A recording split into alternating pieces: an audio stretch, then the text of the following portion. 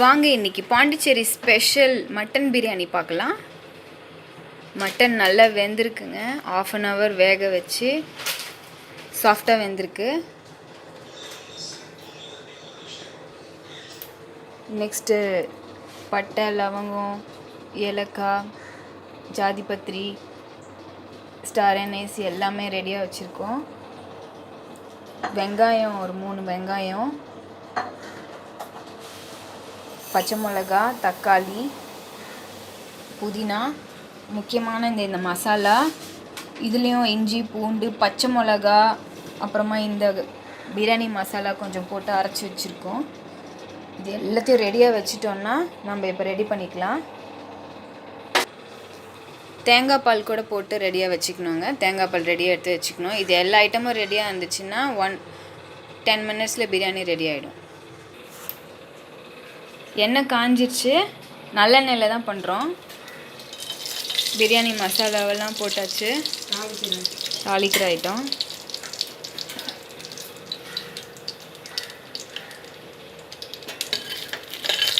இது அத்தன்டிக் பாண்டிச்சேரி பிரியாணிங்க.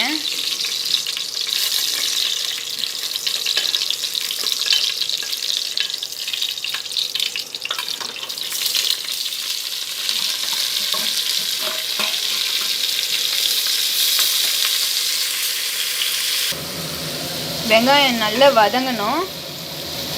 ஒரு கண்ணாடி பதம் வரணும்னு சொல்லுவாங்க இல்லையா, அந்த பதத்துக்கு வரணும். இப்போ 4 தக்காளி கட் பண்ணி வச்சுருக்கோம், அதை ஆட் பண்ணிக்கலாம்.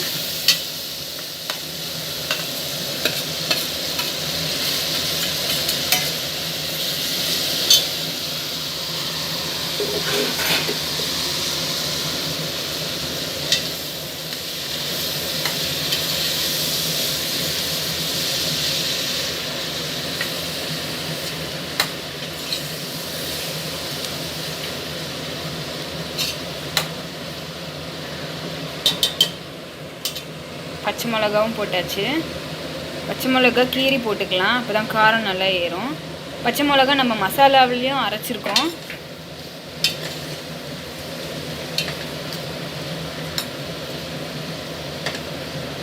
புதினாவை நம்ம இப்பயே வதக்கும் போதே போட்டுக்கலாம், ஏன்னா அந்த வாசனை நல்லா ஊறி பிரியாணி நல்லா டேஸ்ட்டாக இருக்குங்க.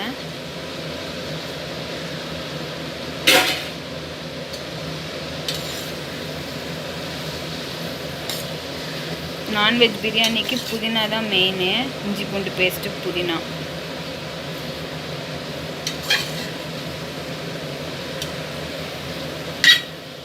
இப்போ நம்ம அரைச்சி வச்சுருக்கிற மசாலாவை ஆட் பண்ணிக்கலாம். அதில் இஞ்சி, பூண்டு, பெருஞ்சீரகம், பச்சை மிளகா, பட்டை, லவங்கம், கிராம்பு எல்லாமே போட்டு அரைச்சி வச்சுருக்கோம்.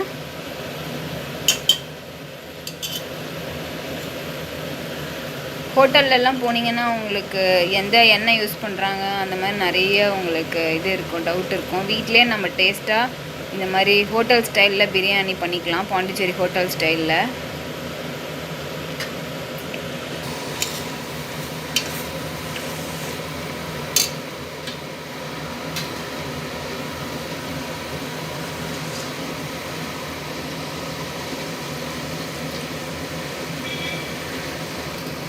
உப்பு, கல்லுப்பு ஆட் பண்ணிக்கலாங்க.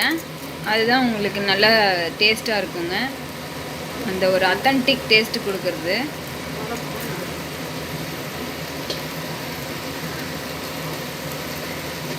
மஞ்சள் தூள்,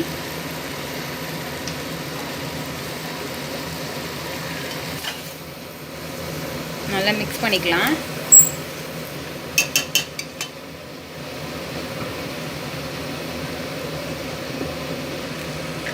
ரெட் சில்லி பவுடர் கொஞ்சம் ஆட் பண்ணிக்கலாம். நாங்கள் காஷ்மீரி சில்லி ஆட் பண்ணிகிட்ருக்கோம், ஏன்னா பச்சை மிளகாய் ஏற்கனவே காரமாக இருக்கும், அதனால் நம்ம காஷ்மீரி சில்லி பவுடர் ஆட் பண்ணிக்கலாம். இது கலரும் கொடுக்கும், கொஞ்சம் நல்ல காரமாகவும் இருக்கும், மைல்டு காரம். எண்ணெய் பிரிஞ்சு வர வரைக்கும் நல்லா வதக்கணுங்க. வதங்கினதுக்கப்புறமா நம்ம தேங்காய் பால் ஊற்றிக்கலாம்.